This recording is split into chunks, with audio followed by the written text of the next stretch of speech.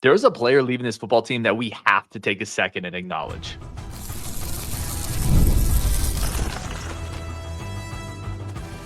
You are Locked On Badgers, your daily podcast on the Wisconsin Badgers. Part of the Locked On Podcast Network, your team every day. What is going on, Badger fans? Welcome to Locked On Badgers, your team every single day, part of the Locked On Podcast Network. I'm your host, Ryan Herrings. Thank you for tuning in. Thank you for being a part of this. Today's episode, we are taking some of your comments, a bit of a community show. We're doing some stock up and stock down on the basketball side.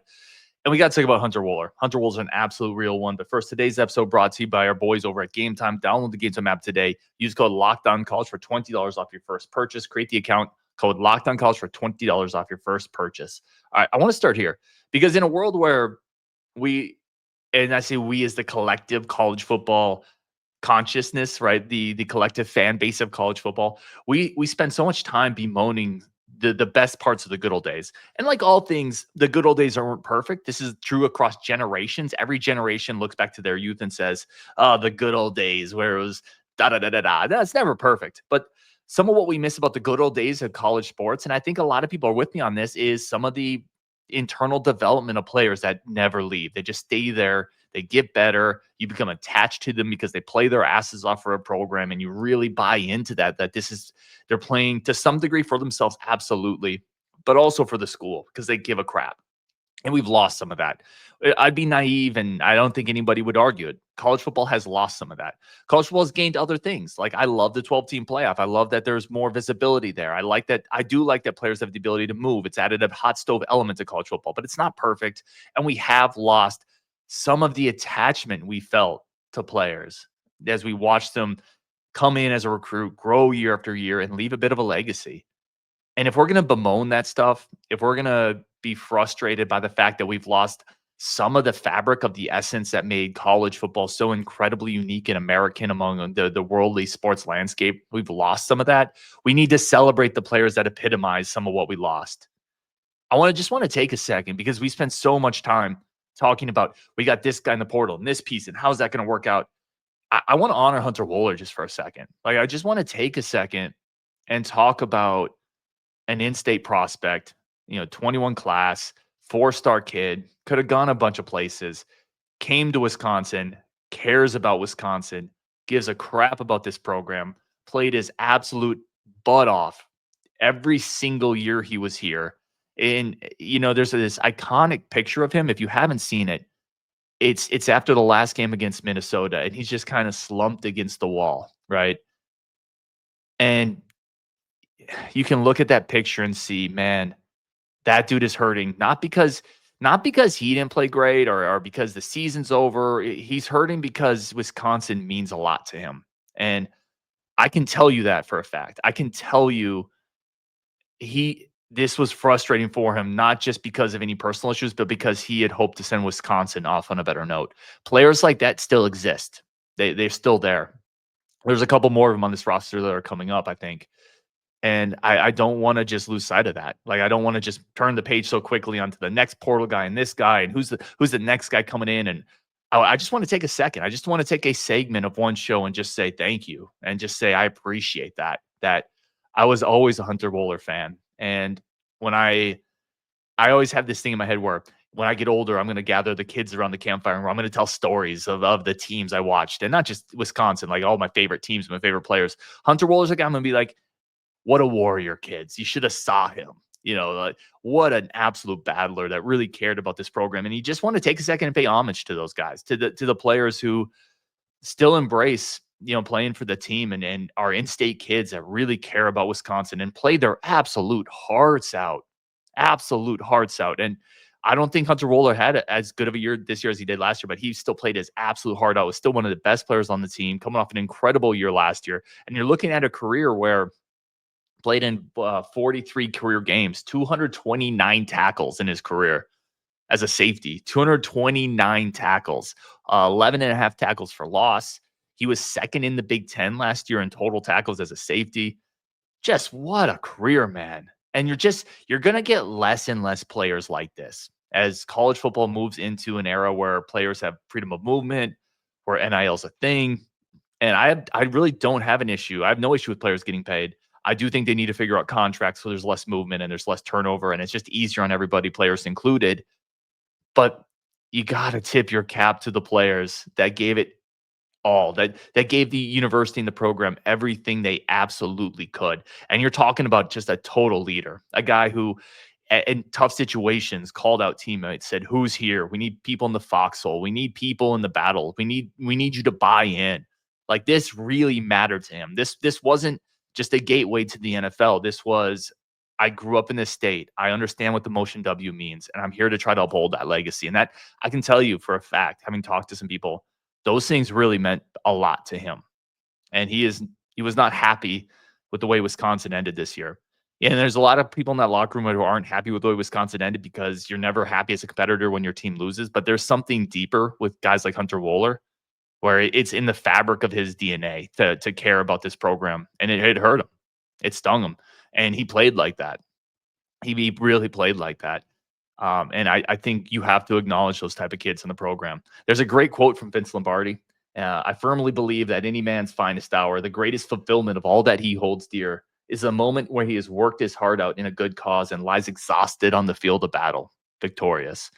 And even though it wasn't always victorious, I just feel like that sums up Hunter Wohler so well. It sums up the way he played. And if you go find that iconic picture of him, like he's just kind of slumped against the wall, and you could just tell he gave it all, everything he had to this program. He put it in there. And I'm going to miss him. I'm going to miss the way he played. I'm going to miss that leadership, and the Badgers are going to need to replace that. That's a thing that matters too. One thing you'll hear some coaches talk about: playing hard is a skill. Having heart is a skill. That's not something that you can just turn on and off. That's something a lot of players have or they don't have.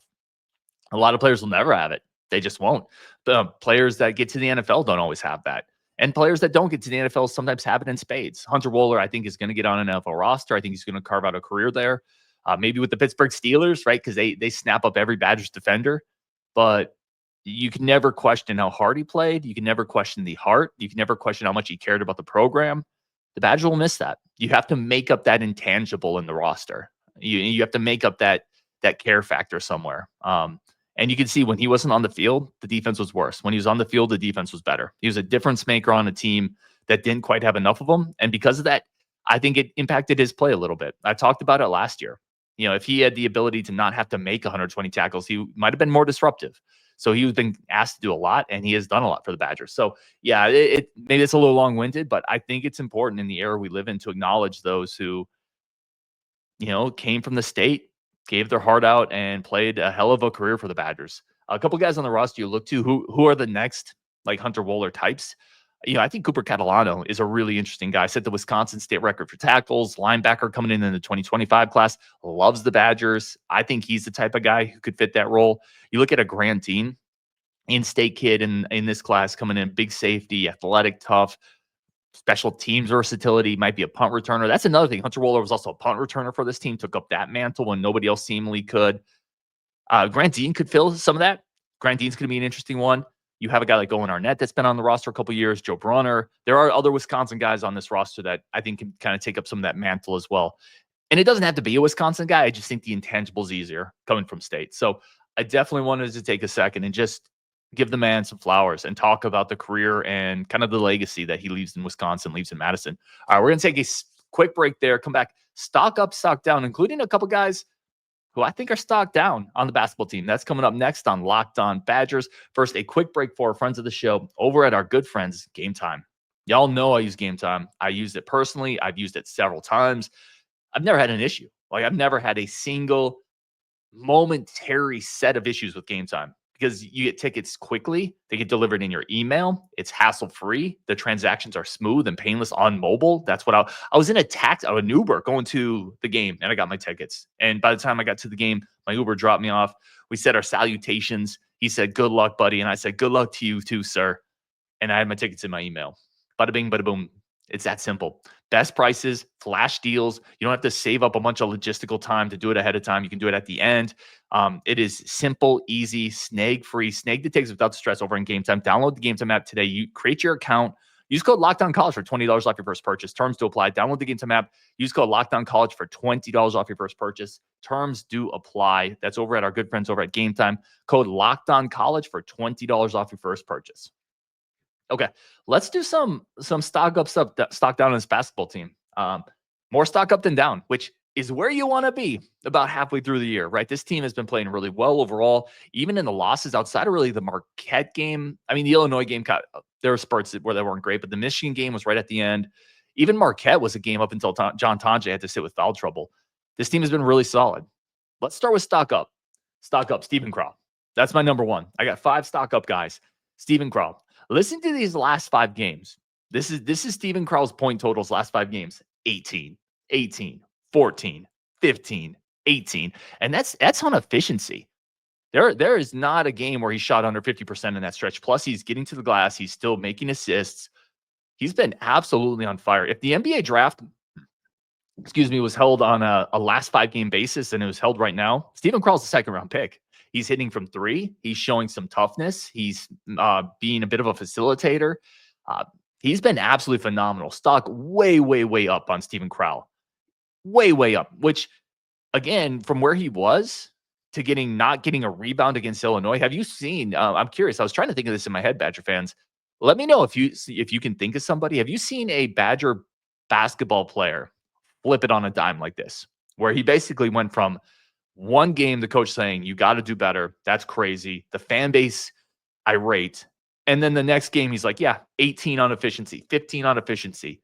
I don't know if I've seen a player in a one game stretch flip it around this quickly. Now he's got to keep it going for sure, but he looks motivated, man. And by the way, when you get motivated and then you get success, you start to get fueled by that success and that motivation just continues. So I'm very high on this. Stock way, way up. Steven Crowl. Number 2, Kamari McGee. And it's for a lot of reasons. Some of the reasons we talked about, I want to highlight one that I don't think we've talked about a lot. So stock up, yes, the shooting's been great. The leadership, on-ball defense gives you something there. His last 5 games, 13 assists, 3 turnovers. That's a 4-to-1 ratio. I mean, a little bit over 4-to-1. That's Jordan Taylor level type of his assist to turnover ratio. No, not on the volume and certainly not over the stretch of a season. Like over the stretch of the season, it's not going to stay at that clip. But that's an elite assist to turnover rate over this last 5 games, where not only has he stepped into a bigger role, you had to with Max Klesman going out last game, he's had to step up to more minutes. He's been running the offense efficiently. He's been setting players up. He's not taking ill-advised shots. That efficiency is really, really impressive to go along with the shooting, the toughness, the intangibles, the leadership, the ability to guard the ball handler in pick and roll situations, to get skinny around a pick and then get back in front of him. Those little things he gives you. And now you're telling me he's that 4-to-1 assist to turnover ratio guy? Stop it. Forget about it. Like that dude, yeah. That dude's been playing out of his mind. Stock up. Kamari McGee. Stock up. Greg Gard. Number 3 on my list. How can you not? How can you not give the man his flowers when it's going well? I've been critical of Greg Gard at times too. I think there's been moments where it hasn't been great, but he's pushed buttons, man. Like he got Steven Crowl back at re-engaged. This offense is clicking. Lost Max Klesman to injury. Okay, let's put Kamari McGee in that spot. That's a player that he's developed. If you remember Kamari McGee 2 years ago, this is not that Kamari McGee. Kamari McGee's been developed by the staff. He's been put in good spots by Greg Gard. You're starting to see more from Xavier Amos. You're starting to see an offense that is almost impossible to stop over a 40-minute stretch. Like you can get him in a lull, but this offense is too good. It's going to punch through a defense at some point, and it's going to find its mark. Kind of like my analogy with a river and a dam. Eventually, the river keeps backing up and something breaks, which is always how it feels playing Ohio State in football, by the way. Even if you stop them for like 2 quarters, eventually the dam breaks. That's kind of what our offense is right now. Yeah, we might go through a little bit of a stretch, but this offense is too good to contain for 40 minutes. And you got to give Greg Gard a lot of credit for that. And maybe you say, well, no, that's Penny, or no, that's Steemsma. Well, who hired Penny?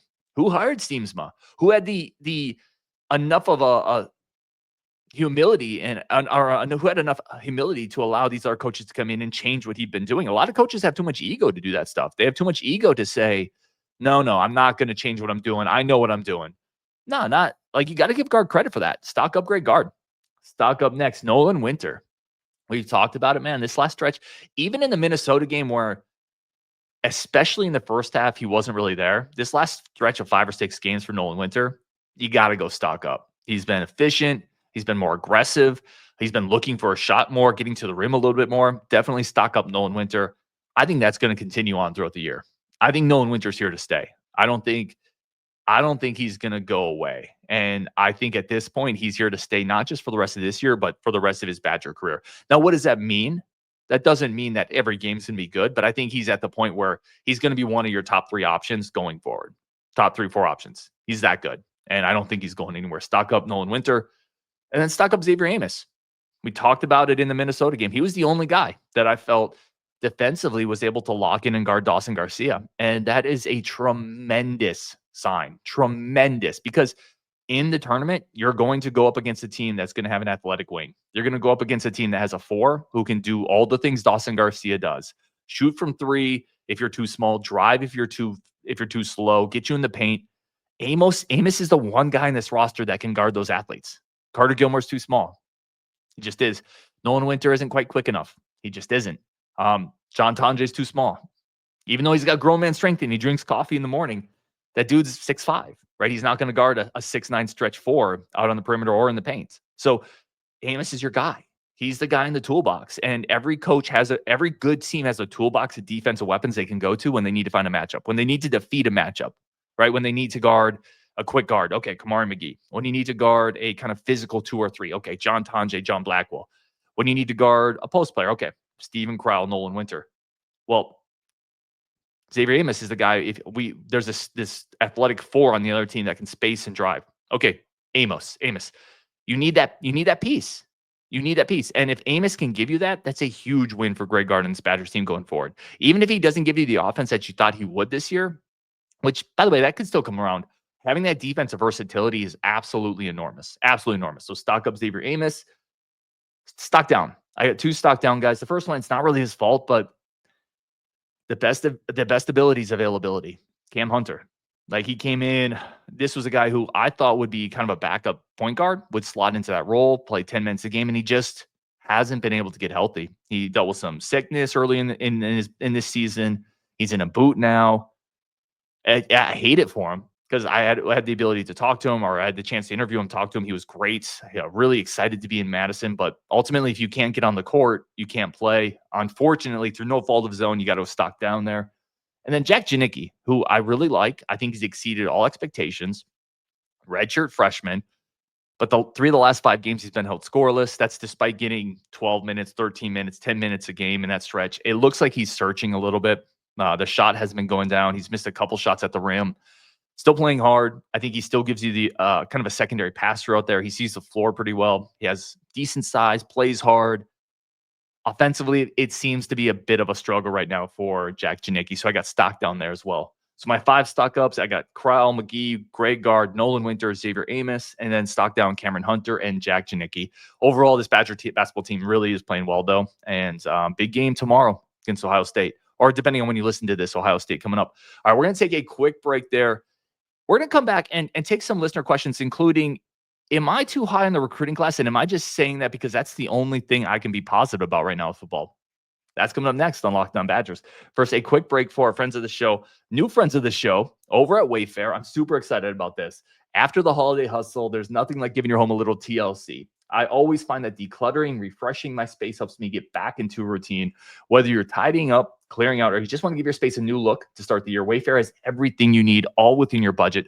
I literally just ordered a chair off Wayfair because I need like a comfortable man chair. So I went to Amazon and I Googled comfortable chairs for men. And I ordered this like giant beanbag looking thing that I thought would be amazing. And then I got them, like, it just pluffed out and it didn't work out for me. So I gave it to my kiddos and I went to Wayfair and I bought this like chair that, like, it feels like when you sit down in it, it hugs you. It's incredible.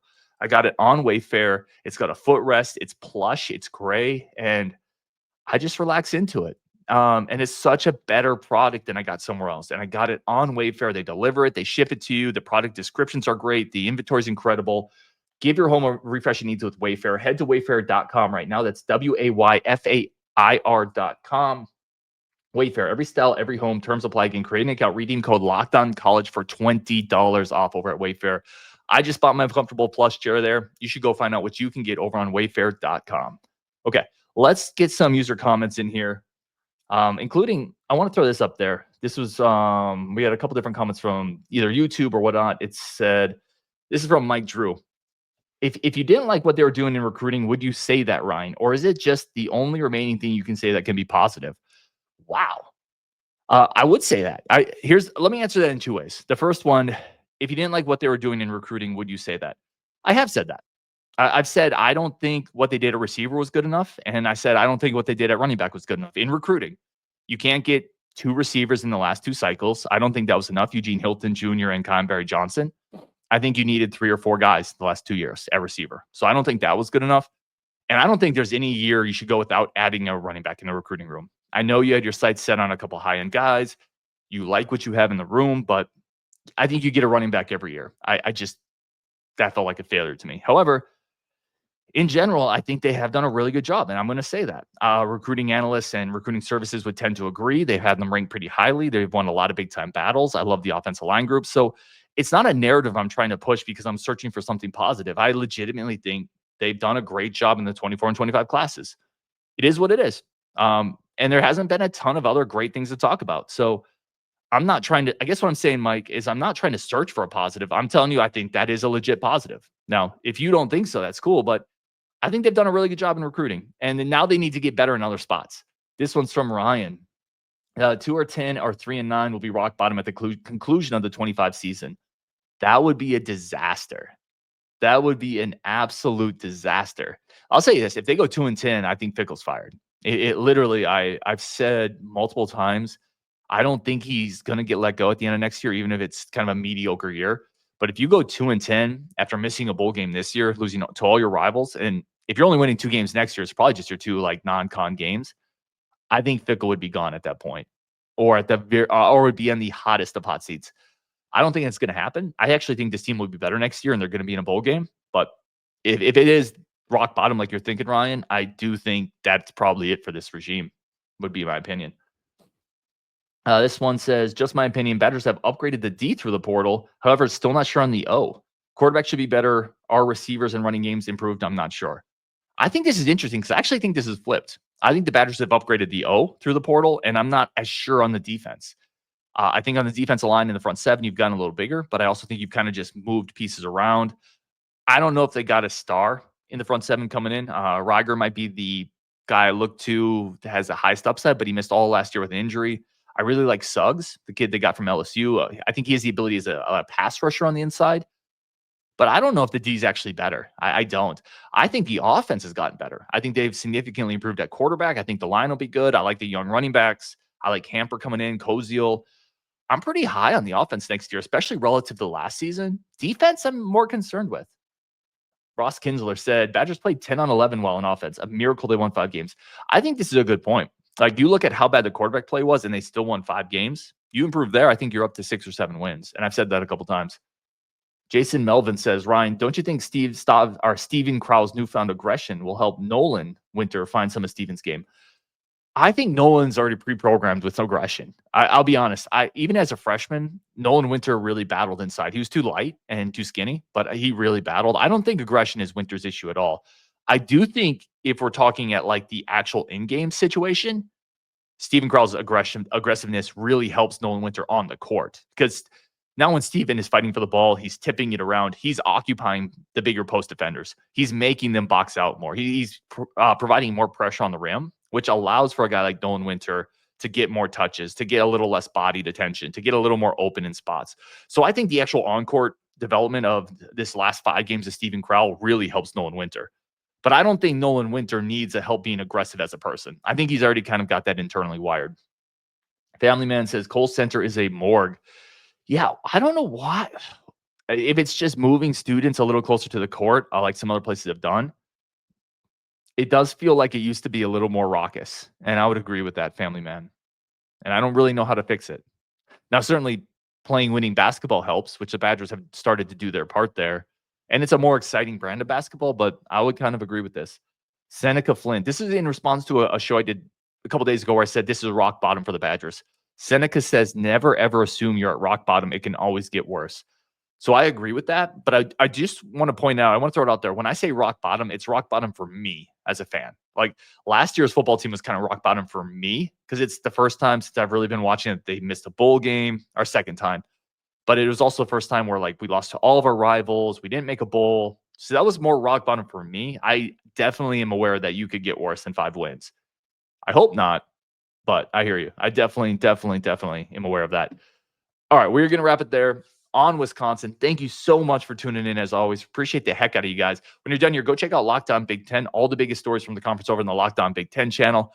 On Wisconsin, we will talk more tomorrow.